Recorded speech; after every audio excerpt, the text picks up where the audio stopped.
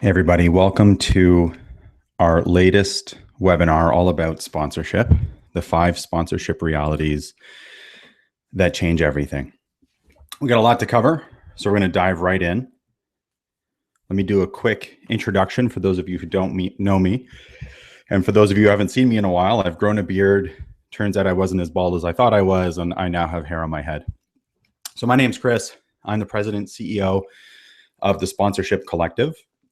We're a boutique marketing firm who do nothing but sponsorship valuations, inventory building, activation, and sponsorship strategy. So I've worked on the entire spectrum of the sponsorship process, as have my staff, from multi-million-dollar campaigns to local event sponsorship and everything in between. So you no doubt have been to our website. There it is. Just in case, you should definitely check out our blog. Tons of good information there. And that's me on Twitter. So feel free to take pictures of the screen as we go through this webinar, share it on social media, share it on Twitter, share it on LinkedIn, and tag me as you do, so I have a chance to comment or retweet or share. So what are the goals for this session?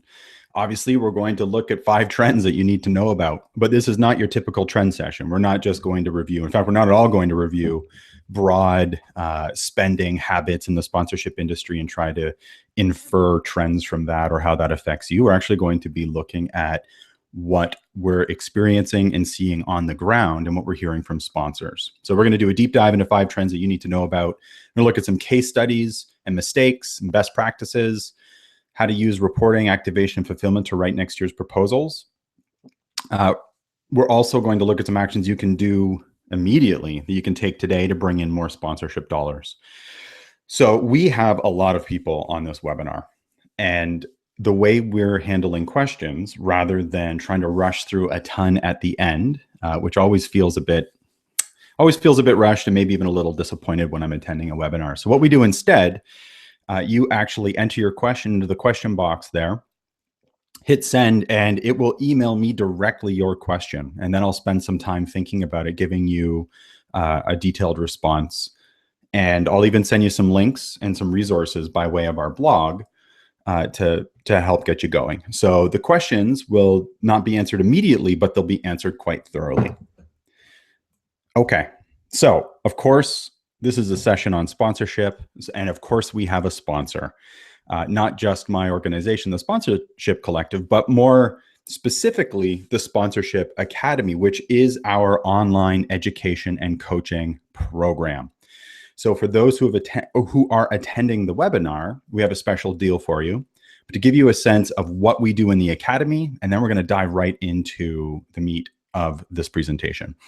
The Academy is where we put all of our best practices. Everything we do with clients, we describe and teach you to do inside the Sponsorship Academy. So you get the original 5 stages of sponsorship course, unlimited access. You can visit and revisit as much as you'd like.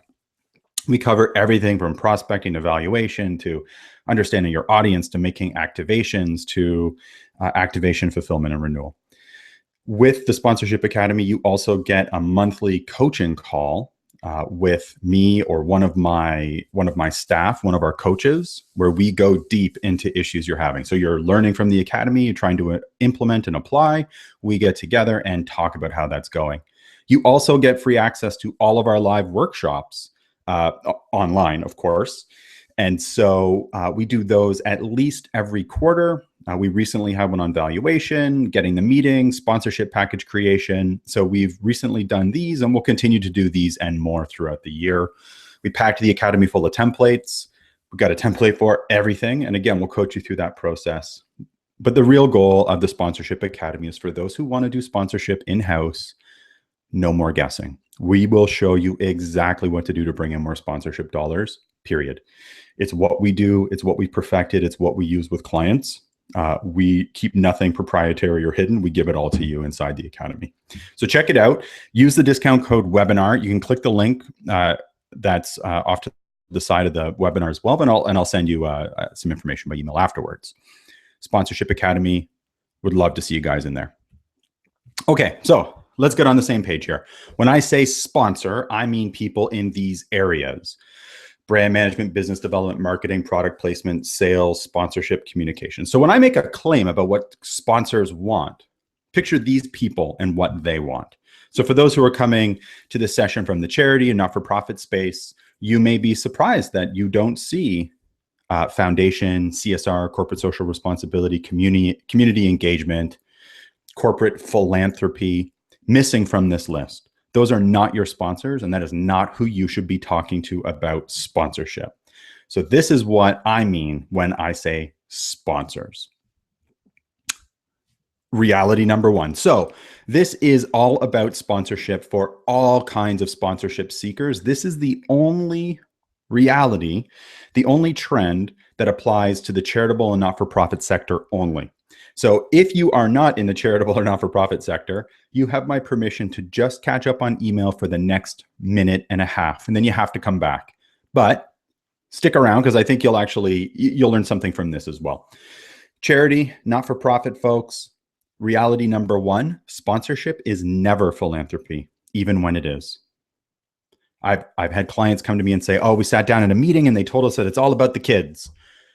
And so I challenge them to tell their sponsor, no problem then. We won't recognize you at any events. We won't mention your name. We won't let you give out samples. If it's all about the kids, then just give us the money. What do you think your sponsor would say to that? They would walk away. Sponsorship is never philanthropy, even when it is. Michael Rosen says, Michael Rosen's a brilliant fundraising consultant, writer. I love his stuff. And he asked many years ago, what do unicorns and corporate philanthropy have in common? It's a nice idea, doesn't exist. Now, I will comment though, there is some corporate philanthropy out there. Indeed, there is. We can't deny that. It represents a tiny, virtually insignificant portion of the corporate dollars out there. So even if you found someone willing to just give away the money that they're supposed to be banking as profits for their shareholders, even if you've convinced a company that they should give away their profit, which is very hard indeed, for every dollar they give you, there's $100 in marketing that could be spent on what you're doing. And there's also a tremendous amount of competition for those philanthropic dollars. So here's what I see out there, though. More alarmingly to me than charities and not-for-profits going to companies and asking them for a donation, which goes against the reason companies exist, which is to be profitable. I think a more troubling practice is this idea of blending sponsorship, marketing, and I call it CSR, corporate social responsibility. You could see it as corporate philanthropy. So in other words, you go in trying to get a company to agree to put their logo on some stuff and then also help the kids, because you can't define your philanthropic goals. And when I say help the kids, I mean whatever your programs are, the kids, the puppies, the homeless people, whoever it is you're trying to help as a charity or not-for-profit. You can't fully define why a company would want to give you money by way of philanthropy, nor can you fully define why they'd want to invest with you from a marketing perspective. So the natural solution is combine the two. Hey, company X, give us money, we'll put your logo here, and we'll help a bunch of kids, animals, whatever. We'll build a hospital and we'll put your name on it. So what I see is organizations focusing internally are on the cause versus your sponsor's goal outcomes in a proposal. Trying to sell sponsorship to the foundation folks or philanthropy to the marketing staff. CSR proposals with logos, using words like support or donation, tax receipting sponsorship. There's a problem with this confused approach. In the middle, you see blending sponsorship and philanthropy. And here's what happens. You finally get a contact in the CSR foundation space, but you've added a bunch of logos and free tickets that maybe they can't accept because that's not really philanthropy. So they pass it over to the marketing and sales department. But on page 1 through 6, you've described your mission, your vision, how many people you're going to help. So marketing and sales sees this as a philanthropic offer. So over it goes to CSR and foundation, who then see this as a marketing opportunity because you're at a golf tournament. You're trying to encourage them to meet certain people. So it's not really CSR. So back it goes to marketing and sales until somebody very proudly and happily puts your proposal in the garbage. It doesn't satisfy anyone's needs. So away it goes. The fox that chases two birds catches none. Being confused and blending philanthropy with marketing is not a good strategy. So what's the best practice? We're going to talk more about this throughout the webinar, but you must know and define your audience. You have to understand the value of your brand and what you offer beyond being a good cause. You have to know your web traffic, where they're coming from, what are their interests, who are your social media followers and their interests.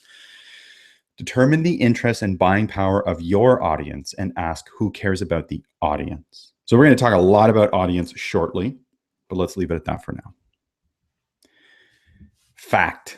This is a great tweetable moment. Sponsorship is never philanthropy. Sponsorship is short form from the ancient Greek of sponsorship marketing. It's a technique borrowed from the for-profit sector. It's a marketing technique. It is not charity. It is not fundraising. It is definitely not philanthropy. When you're talking to salespeople and marketing people, you have to be able to prove return on investment. If a car company wants to sell cars, helping you build a new hospital wing in and of itself will not help them sell cars. And that's the only measurement that they consider important.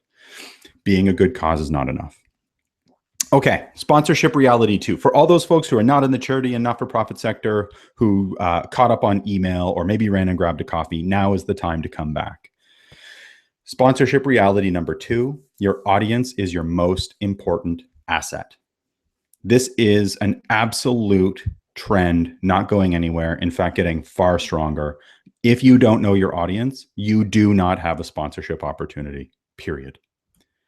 Here's why audience matters. Well, first of all, the so-called general public or everyone is not a target audience. It's very low value. No sponsors are targeting the general public.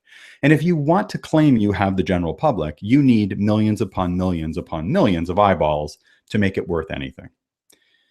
Question, do you value an asset for the same amount of money, an asset being like a logo placement or an e-blast or the right to give away a sample? Do you value those assets for the same amount if your audience is students versus physicians? Of course you don't.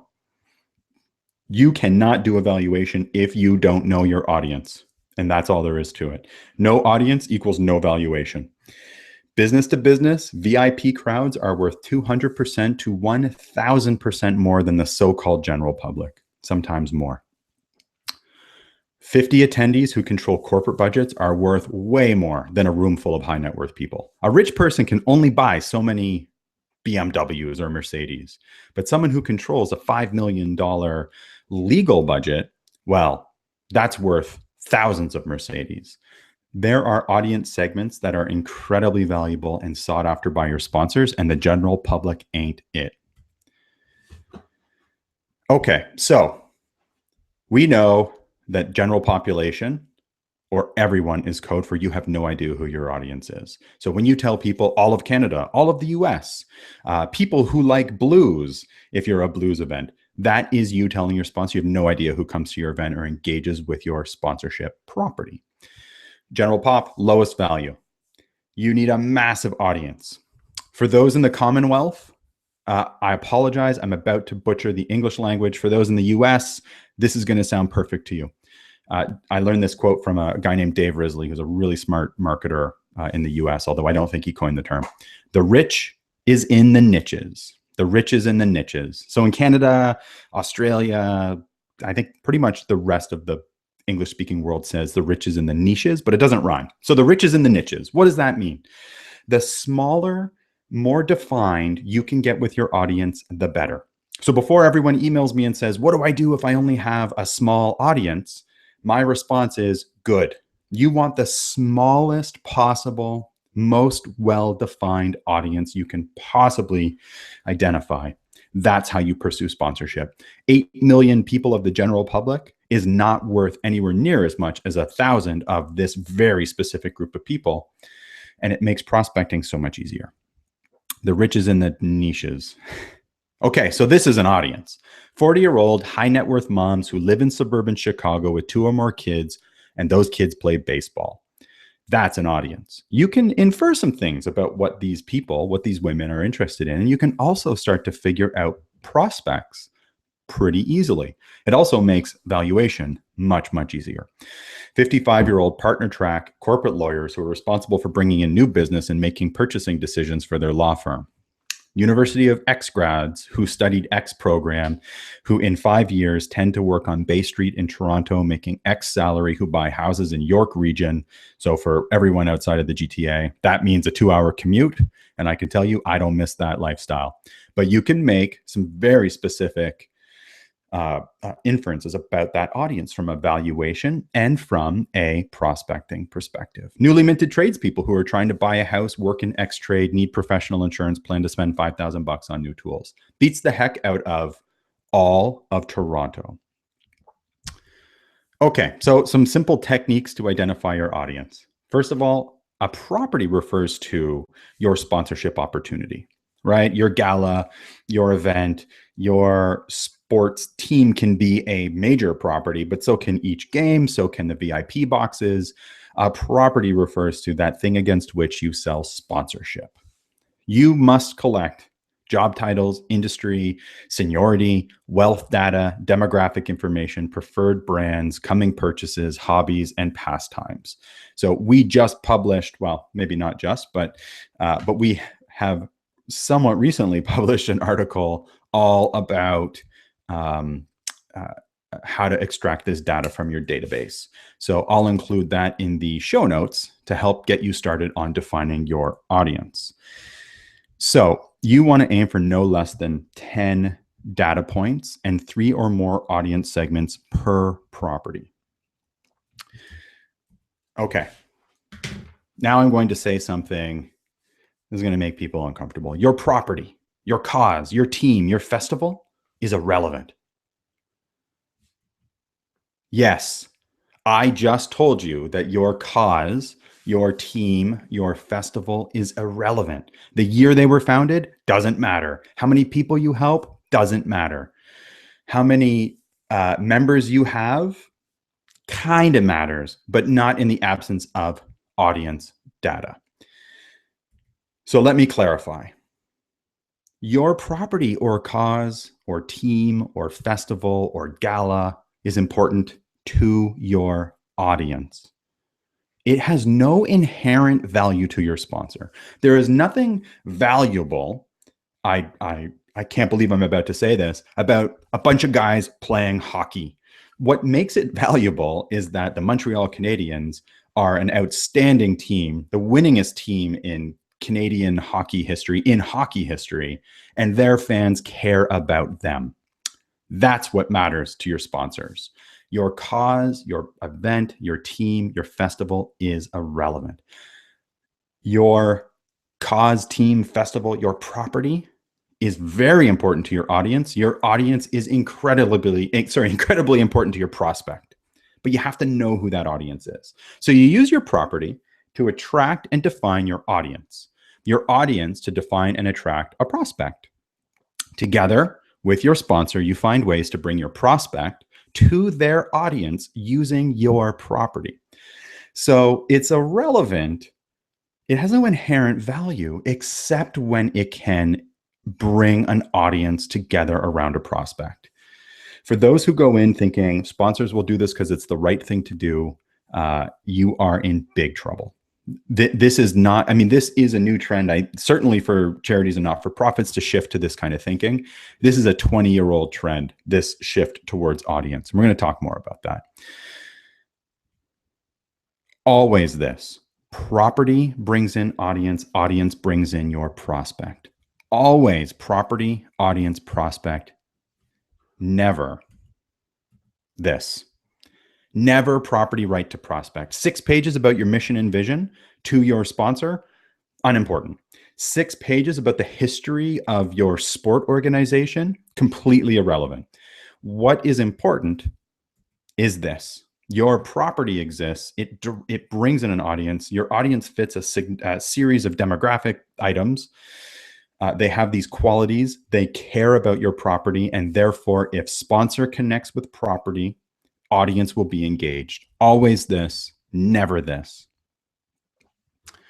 Okay, reality number 3. Valuations are no longer optional.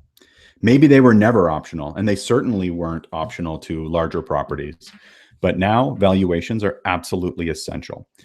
So I'm also going to include a link to we wrote a really significant blog post, or I wrote a really significant blog post all about how to do evaluation. We built an infographic and a checklist. It's all free. I'll send that over as well. So you'll have access to that rather than me going over pages and pages and pages of values.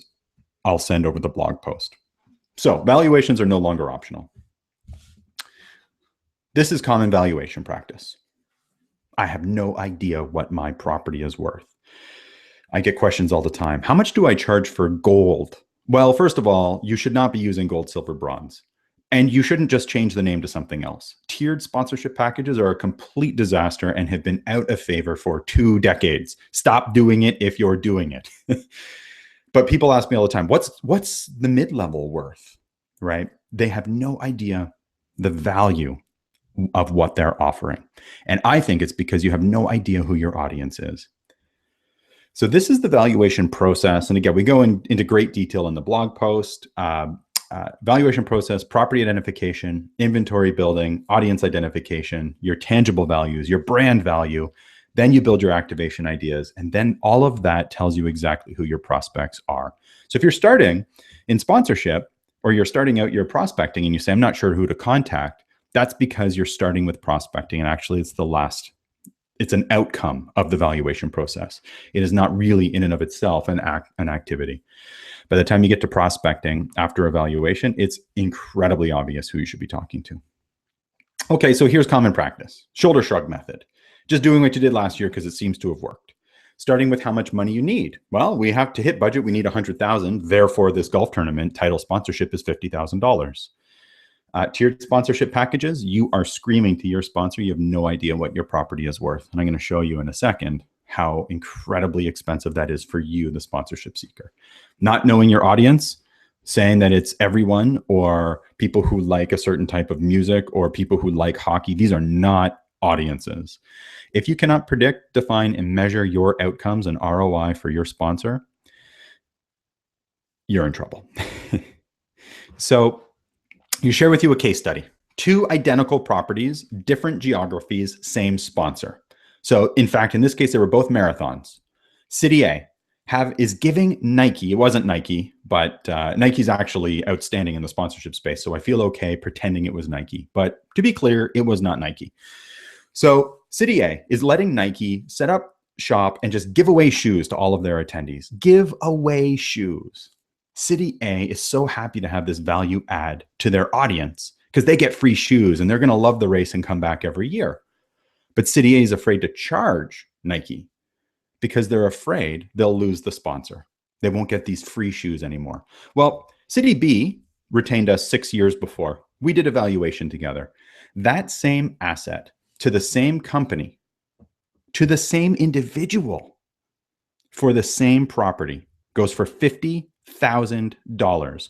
Property A for 6 years has left $300,000 on the table and got free shoes.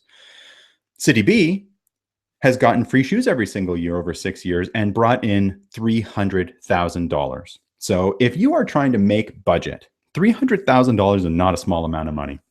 If you're trying to cure a disease, if you're trying to make budget and get your holiday bonus, if you're trying to build a hospital, you cannot afford to leave $300,000 on the table.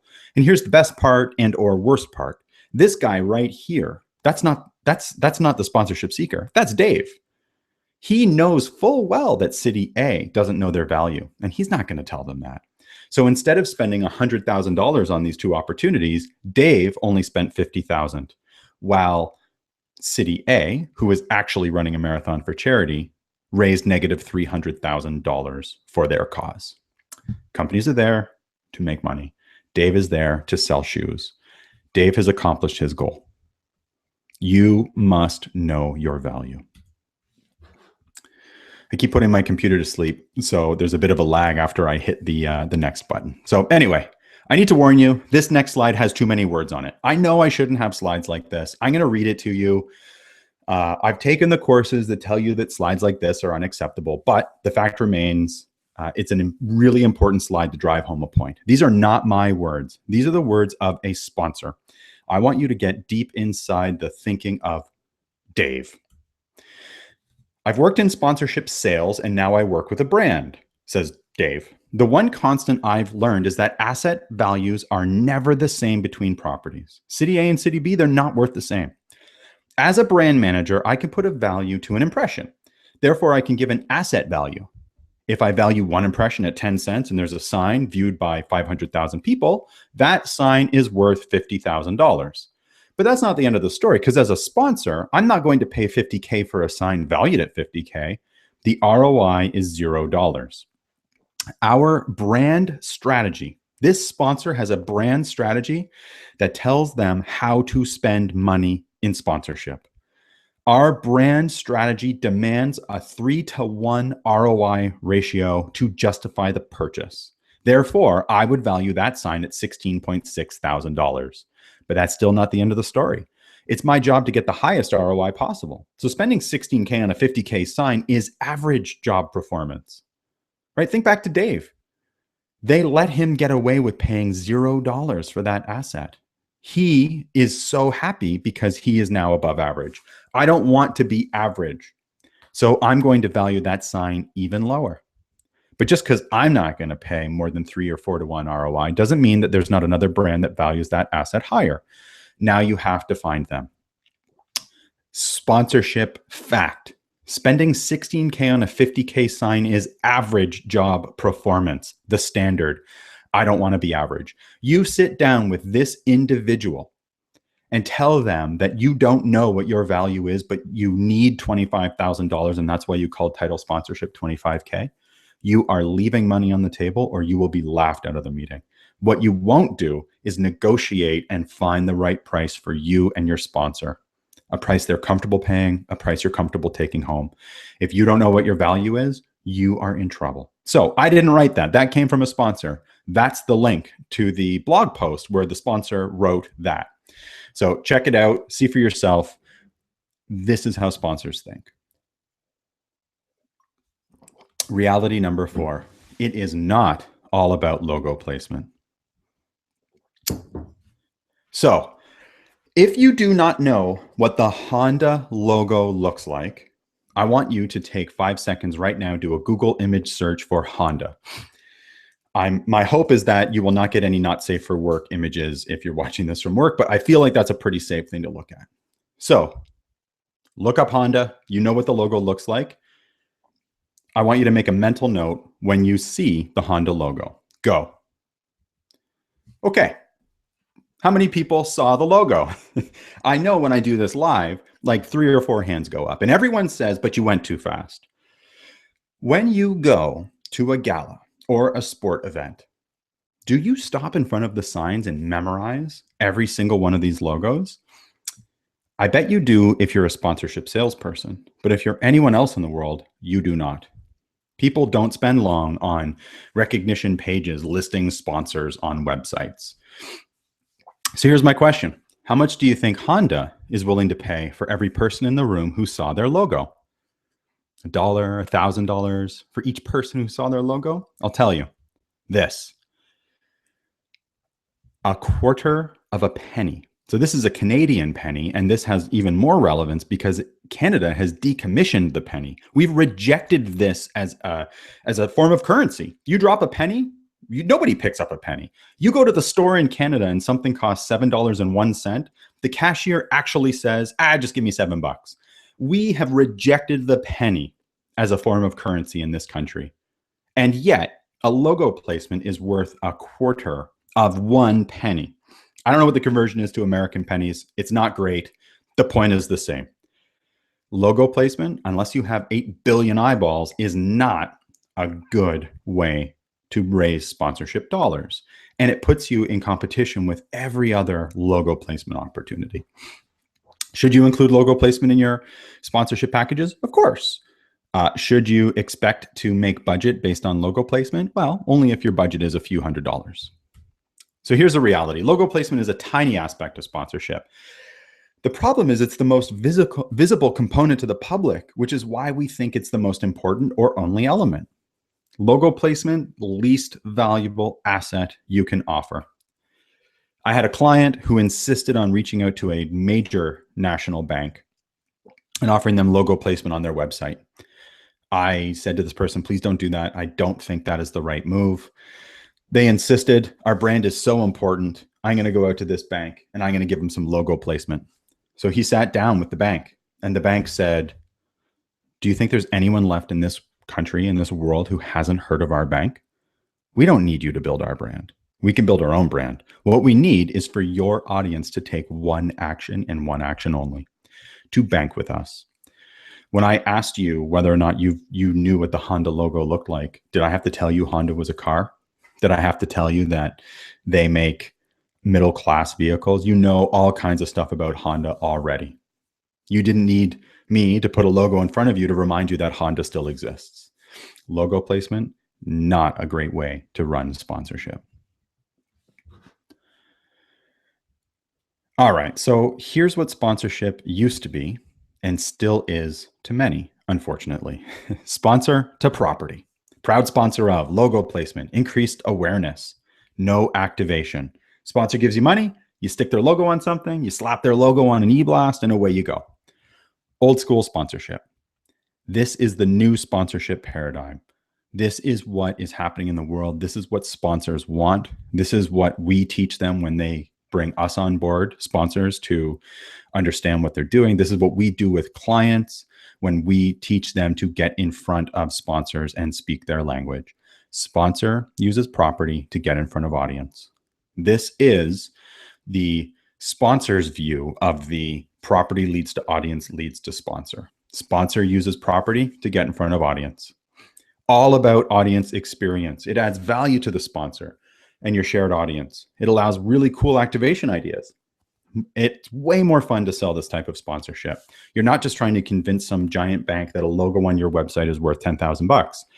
You're sitting down with your sponsors and asking them what they want their audience, your audience, to do. And then you come up with an idea together to get in front of that audience and make your sponsor happy. And the best part is you can make so much more money this way. What is activation? I can hear you asking this question. Give me a second. I'm going to explain it. In fact, I'm going to explain it right now. What is activation? It's the switching on of your sponsorship. It's the coming up of an idea with your sponsor to engage their target audience in new and interesting ways. It is about doing what you said you would after you find out from your sponsor what it is they want.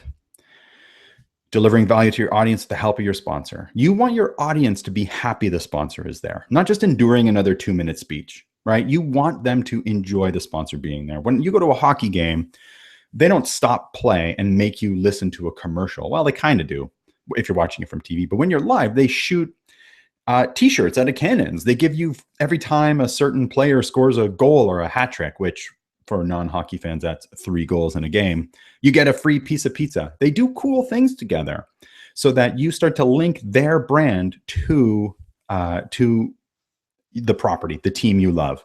Go to a charitable event, if it's to raise money, that sponsor can help raise more money by matching gifts, by covering the cost of things, by making the event way more fun, which adds value to the audience. A logo on a ticket adds no value. It's your responsibility to ensure that your sponsor gets everything they paid for, including the outcomes they paid for. Remember, no sponsor ever woke up and said, boy, do I need a booth. Boy, do I need a gold sponsorship. Sponsors wake up and say, I need customers. I need brand awareness. I need to change my customers from thinking X to Y. The outcome is what you have to prove. Tickets, ad, logo placement, press. Not only are you going to deliver, but you're also going to send them a report proving that you delivered. So by the way, I'm going to be sending you a free ebook of templates with the recording. So wait a couple of days for the recording to come out. You'll get this free book of templates, and in it is a fulfillment report to help you do this. Activation also helps you understand why your sponsors want certain assets. What are your sponsors trying to accomplish through sponsorship? Activation frames that discussion. So instead of going deep into the manifestations of lack of activation, let's look at some interesting activation options in the real world. I'm going to start with an example from my history working, selling sponsorship. So anyone who's worked in the charitable sector, and not for profit, I can't count how many times my boss said, go get a quote wine sponsor by getting free wine. Go get a photo booth sponsor by getting the photo booth for free. So you save the $300 line item and you throw away a $25,000 cash sponsorship deal. So in this case, my boss told me, please go out and get a free photo booth with the silly mustaches and the stupid hats because people love them. Except this is 5 years after these things came out. Nobody loved them. They were endured at best. So I told my boss, no, I'm actually going to go find a photo booth sponsor, but not to get a free photo booth because I think it's more valuable. I was sitting in an accounting firm's office, and everywhere I looked were cool comic book posters and themes. So I asked the accounting firm, what's going on here? And they said, we're a group of millennials, we're young, we're hip, we're all accountants. We don't accept the accountants are boring worldview. We're actually fun. We're cool. We don't talk to people about profit, loss, balance sheets. We talk to them about how to make their business awesome. And so I said, look, we've got this event. We have this photo booth. It's so boring. Like nobody uses it. Is there a way we can work together and do something cool with the photo booth to show how hip you are? And his eyes lit up. He said, why don't we bring a backdrop of Gotham City, which is where Batman hangs out? Why don't we bring some awesome costumes of people's favorite superheroes, and we'll get them to dress up like superheroes, take cool action shots. We'll bring the uniforms, we'll pay for the photo booth. And as it turns out, after I did evaluation, I learned that it was worth $25,000. So we put $25K cash in our pocket. Why? They cared about our audience. They wanted our audience to become their customers. And he wanted 2 minutes in front of the audience to entertain them. And he came dressed like Bane, that guy in the mask. And he spoke in Bane's voice. And he told the audience about how boring accountants are and how cool they are and their philosophy for business. And he challenged them all to come and get a photograph taken. Then we did a survey of our audience after the event. And what did they tell us was the best part of the event? This photo booth. This photo booth was the highlight of the event, not the cause we were raising money for, not the speeches, not the sad stories. This. It solved the sponsor's problem. It made our event awesome, and it put $25,000 in our pocket. If you are just getting free wine, free food, free photo booths and calling that sponsorship, you are flushing money down the toilet. Don't go to the photo booth place and ask them for a free photo booth. Go to an accounting firm and offer them a cool opportunity to get in front of their target audience. CIBC, giant bank here in Canada. And actually, I was just targeted today on Twitter by these guys, by CIBC, with a 30-second movie ad all about this activation. And so it was too late to put into the presentation, but really interesting timing. Anyway, so here's what happened. Toronto Pearson Airport in Canada, gigantic airport, huge airport. I actually think it's structured really well. I fly constantly, and I live in Ottawa, which means I'm always flying through Toronto into the US and into Canada for business. And so, because we work with people all over Canada and the US, I happen to really like Toronto Pearson Airport. But when the airport asked their audience what challenges they had, convenience, and these carts down in the bottom right-hand corner or kind of bottom center was the solution. They had trouble getting from place to place. You know, one thing that is definitely true about Canada is that we have a lot of space. So everything is just kind of gigantic and spread out. And so sometimes you have to travel really far and go through security, and carrying your bags is a lot of work. It's painful. If you're traveling for business, you have no real need for this. So I would argue that because you've got it down, right? I have like a tiny carry-on and I can live off of it for a week. This strikes me as something targeted towards travelers' families. That's who they're trying to get to, I think. They provide the cart for free, a little bit of branding on the cart, a nice activation here explaining what CIBC has done. Why? CIBC wants to deliver a message of convenience, perhaps. They're using the airport as an opportunity, not a charity, the airport, to get in front of folks and to bring them convenience. Fascinating activation. Ski hills. Skiers are definitely not in the bottom half of the wealth scale in Canada and the United States and probably Europe. They tend to be, I've done lots of work with ski groups, ski organizations, ski hills, and I happen to know that that audience is very, very valuable. CIBC put ski through ATMs on various ski hills. Why? To me, this is a family thing. This is what families, possibly families of wealth who travel, who ski, do. Message of convenience, making your life better. Ski through ATM. They solved the problem of the audience. They solved the problem of the ski hill in the airport, which is money. And they solved the problem for the bank, which is getting in front of their audience in a unique and interesting way. And so now they're spending money putting videos out into the world to show that they've done these interesting things. Fascinating activations.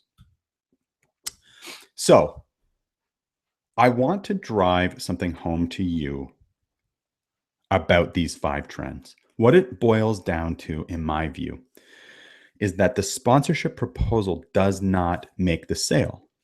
You do. You must be sitting down with your sponsors, with your prospects, describing your audience, asking them questions about their goals, about their strategies, about what they want to accomplish, about what they're using to measure success. And then you can build something for them and only them. You show up with a gold, silver, bronze package, stuff it under the nose of your sponsor, and I can tell you without hesitation that my accounting firm would have walked away and I would have lost $25,000. These things can only come from a consultative, person-to-person, relationship-based sales process. If your boss or your board force you to make a sponsorship package, do it. Then open your desk, put the sponsorship package inside, close the drawer, lock it, and go out and talk to real people and find out what they're excited about and work with them to build something unique and interesting just for them. So, by way of reminder, first of all, you're going to get a couple of emails from me with the recording. You're going to get some information about the survey blog post and the audience blog post, as well as the valuation blog post. You're also going to get a link to join the Sponsorship Academy. Remember, if you use the code webinar, you have 3 days starting right now to get a $50 discount, by the way. And remember, it includes unlimited access to the original 5 stages of sponsorship course, from prospecting to valuation to making the sale. We hang out every month and coach and work through this process together as a group. You get free access to all of our live workshops, our online live workshops, every quarter, from getting the meeting to valuation to sponsorship package creation. And basically, I do regular surveying of the audience, of our audience, and ask what you want us to be teaching you about. And that's how we shape our education offerings. We have tons of template for everything. And most importantly, we take out the guesswork. We're going to teach you the language of the sponsors. We're going to teach you how to talk internally to your organization, how to streamline things to find the time. And I'll show you exactly what to do to bring in more sponsorship dollars. So please check it out. That's it, folks. I appreciate it. Remember, you can send me questions. Do so right now, though, because as soon as this ends, that question box will vanish, and you'll never be able to ask me a question. I'm just kidding. Then you'll have to email me directly, which is totally fine, too. That's our website. That's me on Twitter. Thanks again, folks. Good luck.